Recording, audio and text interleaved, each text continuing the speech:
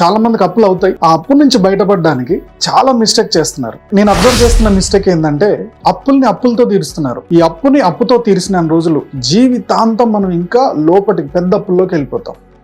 ఎలా అంటే ఒక 10 అడుగుల బావిని మనం పూడ్చడానికి ఈ పక్కన 20 అడుగుల బావి తోవి అందులో వచ్చిన మట్టిని ఇందులో పోస్తున్నాం. రేపు 25 అడుగులది తీర్చడానికి మళ్ళీ పక్కన 30 అడుగుల బావి తోవి ఆ మట్టి ఇందులో పోస్తున్నాం. ఇలా మీరు బావి లెంత్ పెంచుకుంటూ వెళ్ళిపోతున్నారు.